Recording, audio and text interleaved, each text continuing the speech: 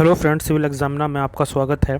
आज हम आपसे डिस्कस करने वाले हैं यूपीएससी और स्टेट पीएससी की प्रिपरेशन करने में जो डिफरेंसेस हैं उनको लेकर।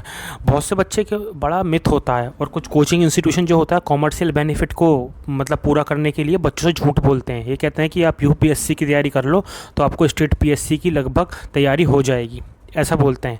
और जब बच्चा कभी स्टेट पीएससी जाता है एग्ज़ाम देने तो वो देखता है कि उसको सिलेक्शन ही नहीं हुआ। कभी कभी ऐसा होता है कि सिलेक्शन होता है तो मेन में रह जाता है, क्योंकि बेटा थोड़ा थोड़ा डिफरेंस नहीं है, थोड़ा सा ज़्यादा डिफरेंस है, ठीक है ना।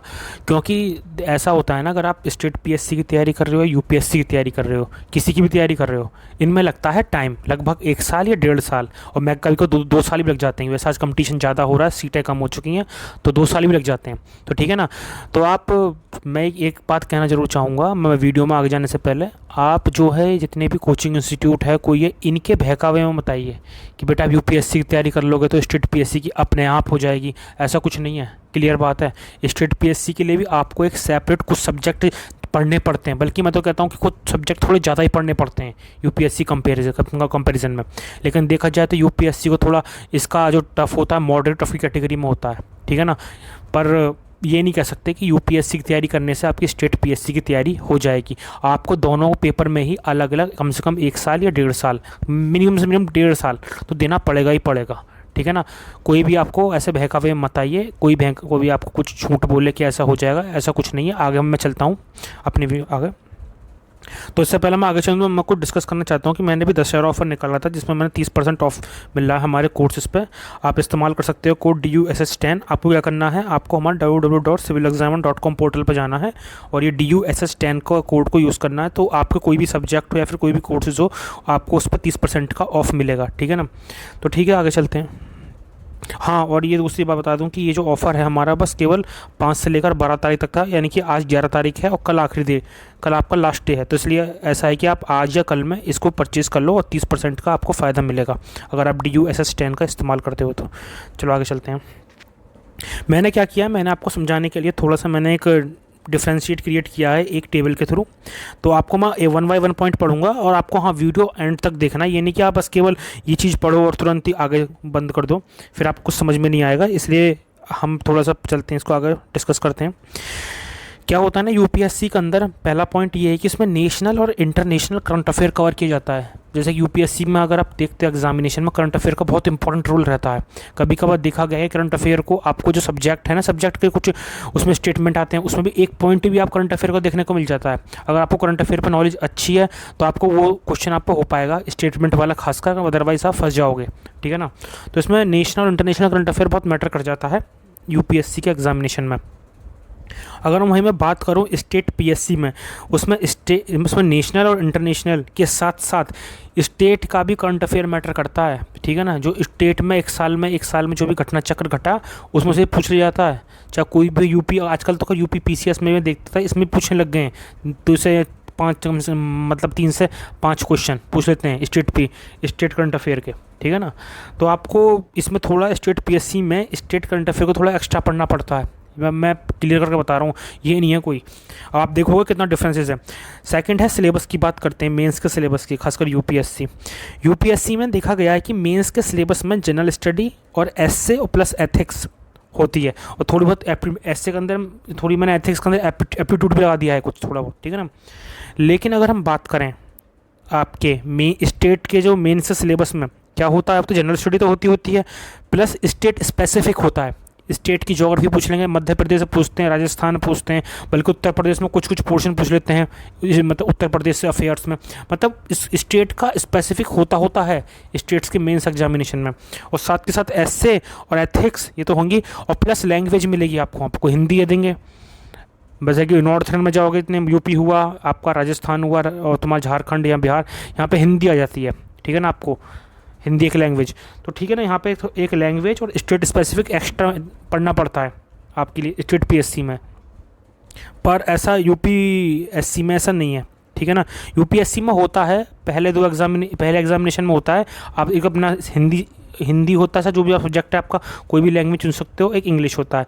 लेकिन ये आपका मार्क्स में इंक्लूड नहीं होता, केवल क्वालिफाई होता है। लेकिन जो स्टेट पीएससी के अंदर लैंग्वेज में किसी मेंस के अंदर ये इंक्लूड होता है, आपके इसमें नंबर आपके इंक्लूड होते हैं, बस में केवल क्वालिफाई होता है यूपीएससी में। ये थोड़ा डिफरेंस है, इसलिए मैंने यूपीएससी के अंदर उसका इंक्लूड नहीं किया, क्योंकि आप होगे कि सर नहीं होता है, 2 पेपर होते हैं, पेपर 1 पेपर 2 उसके होते हैं आपके लैंग्वेज, बिल्कुल सही का होते हैं, लेकिन वो केवल क्वालिफाई होते हैं, वो आपके मार्क्स में इंक्लूड नहीं होते। बट स्टेट पीएससी के अंदर लैंग्वेज में मार्क्स में इंक्लूड होता है खासकर, और किसी वो तो स्टेट बाय स्टेट डिफरेंट है, कोई स्टेट नहीं रखता, कोई स्टेट रख देता है, ये है, ठीक है ना। अब हम प्रीलिम पे आते हैं। क्या होता है यूपीएससी के अंदर प्रीलिम का जब पेपर देने आते हैं, वो जो अब मैं आजकल पेपर का पैटर्न देख रहा हूँ, उसमें क्या हो रहा है, आपको डीप नॉलेज होनी चाहिए पर्टिकुलर टॉपिक के ऊपर। ये नहीं है कि आप ऊपर से पढ़ के जाओगे, हर साल वो क्या करते हैं कि कनेक्टेड पूछते हैं, ठीक है ना, हिस्ट्री ज्योग्राफी का प्लस करके एक कनेक्ट कर पूछ लेंगे। मतलब आपको डीप नॉलेज होनी चाहिए हर टॉपिक्स को लेकर। अगर आप में नहीं है, आपको लिंक करना नहीं आता है, अगर आपको थोड़ा नॉर्मल आपको कहते हैं सब्स्टिट्यूशन मेथड नहीं करना आता, एलिमिनेशन नहीं कर सकते ऑप्शंस के बीच, तो इस तरह से आप पेपर सॉल्व नहीं कर सकते। दूसरा, पेपर प्रैक्टिस में बहुत मस्ट होती है यूपीएससी में, जो अगर हम अगर प्रीलिम पॉइंट ऑफ व्यू से तैयारी कर रहे हो यूपीएससी की, ठीक है ना। और डीप नॉलेज तो का मस्ट है इसमें, डीप नॉलेज नहीं है कुछ नहीं है, आप जाओगे तो आपके क्या होता है ना, वहाँ आपको लगेगा आप सही कर रहे हो, लेकिन बाद में आते तो आपका क्वेश्चन का आंसर गलत हो जाता है। इस वजह से यूपीएससी को कहा जाता है कि इसका टफ है, प्रीलिम बहुत टफ है निकालना, इसी वजह से इस केवल कि डीप नॉलेज है और कनेक्टेड आता है। एक ही क्वेश्चन के अंदर 3-4 स्टेटमेंट दे देंगे और अलग अलग टॉपिक्स को निकाल कर प्लस करंट अफेयर घुसा देंगे उसके अंदर से, उसके अंदर आपको डीप नॉलेज चाहिए बस पढ़ने के लिए, ठीक है ना। पर हम बात करें ना अगर स्टेट पीएससी के प्रीलिम की, ये जो होती है इसमें आपको फैक्चुअल नॉलेज होनी चाहिए। फैक्चुअल बोलते हो जो फैक्ट आ रहा है वो आपको पता होना चाहिए। जैसे कि नेशनल फैमिली हेल्थ सर्वे जो 5वां निकला है, उसमें TFR रेट कितना है ये आपको पता होना चाहिए फैक्ट। या तो तुक्का मारोगे तो गलत होगा, ये आपको पता होना चाहिए। दूसरा कोई रास्ता नहीं है आपके पास, है ना। एलिमिनेशन का कोई रास्ता नहीं है, ना सब्स्टिट्यूशन का रास्ता है इसमें तो आपको पता होना चाहिए बस। बेटा आता है तो ठीक है, नहीं आता तुक्का मारोगे तो गलत होगा, क्या भगवान की दुआ होगी सही भी हो जाए, ये नहीं कर सकते, ठीक है ना।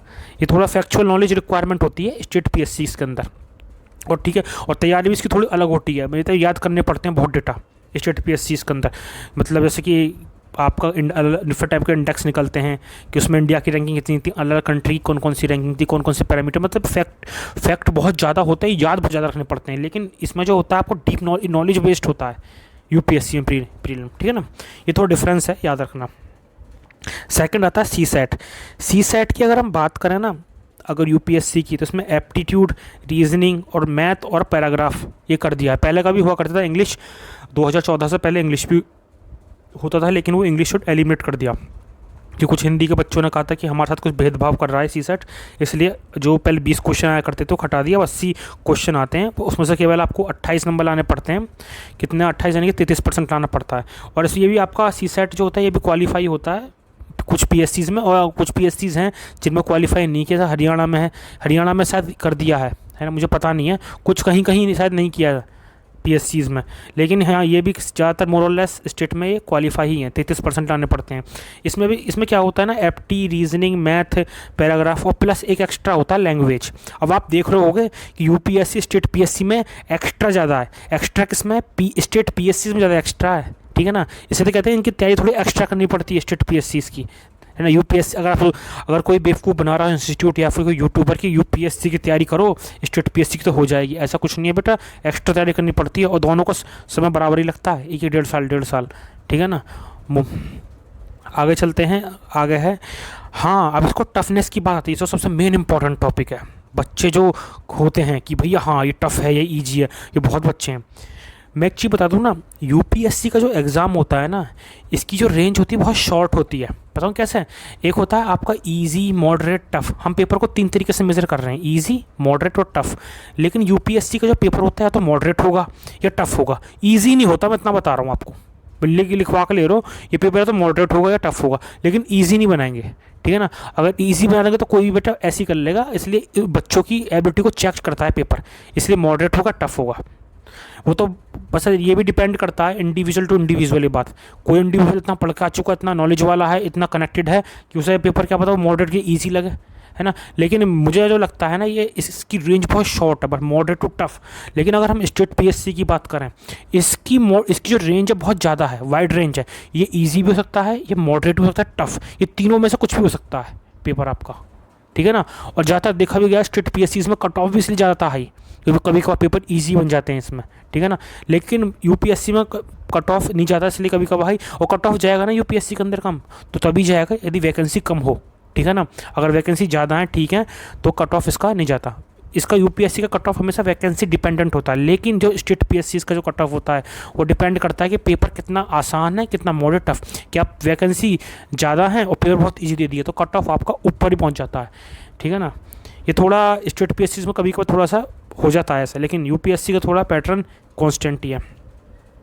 अगर हम बात करते हैं थोड़ा एक्स्ट्रा, यूपीएससी के अंदर एक काम थोड़ा एक्स्ट्रा करना पड़ता है, हमें प्रीलिम पॉइंट ऑफ व्यू से जनरल स्टडी को करंट अफेयर के साथ कनेक्टेड करके पढ़ना पड़ता है, ठीक है। जैसे कि पॉलिटी का टॉपिक का कोई एक्ट आ गया, एक्ट में कोई आर्टिकल आ गया, उससे कनेक्ट करते हुए पॉलिटी को पढ़ना पड़ेगा, करंट अफेयर को।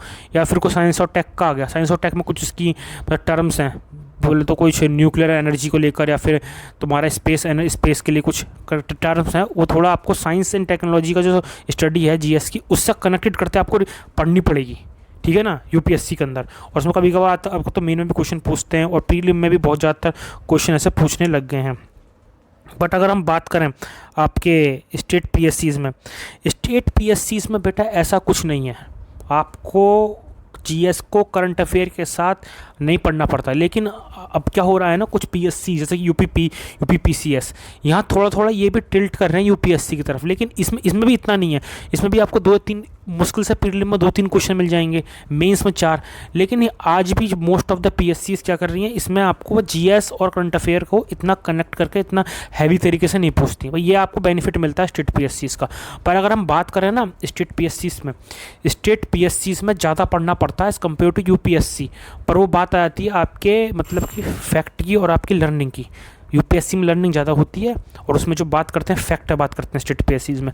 बस आज के लिए इतना ही। अगर आपको मेरा ये वीडियो पसंद आया हो तो मेरे चैनल को सब्सक्राइब कीजिए। मैं करंट अफेयर की वीडियो डालता हूँ जो काफ़ी इंपॉर्टेंट है एग्जाम पॉइंट ऑफ व्यू से, उन्हें आप जाकर जरूर देखिए। और ठीक है, thank you so much and best of luck for future examination.